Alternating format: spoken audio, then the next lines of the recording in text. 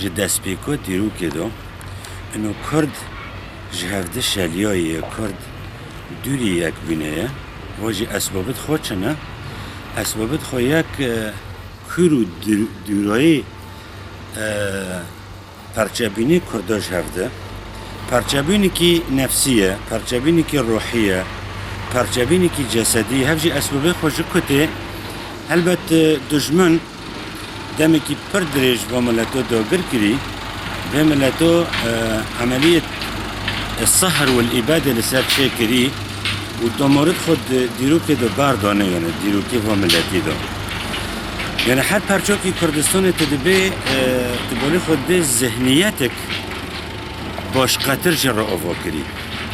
ام دهندري مكتبت خودو ام حلاندنه دهندري جامعات داد اكاديميات خود ام حلاندنه هر دجمنه كيجي او هر داگركري كيجي بوري خو ام حلاندنه جخور را استخدام کرنه فبالتالي بویه تشتكي روجانه جكردارو فدوی مرحله نها ام تداجي ام مجبورنا ام یکبونی کی کردی چه بکن مجبورنا اگر گوه یکبونا چه نبه هارتا کرد لسر حافظ الانهيار الثقافي يعني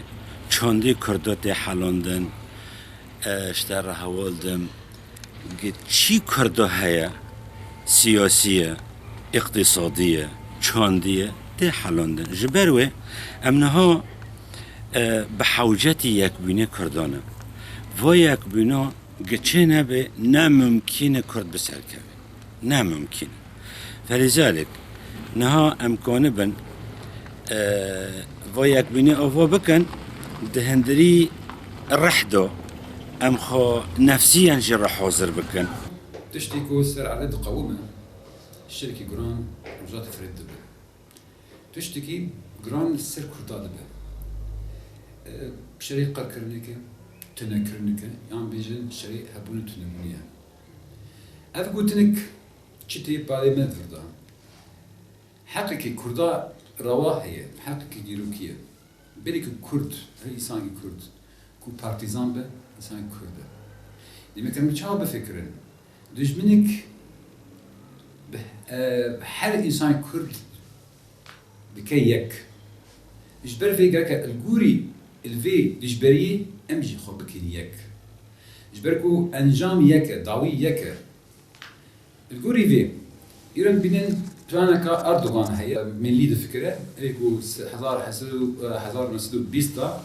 لبيجا حلب باكور سوري موصل كركوك ابتلاهي امبو ام هاتن خوباندن دلوزان دا 1923 ويدامي ترك لاواز بن ضعيف بون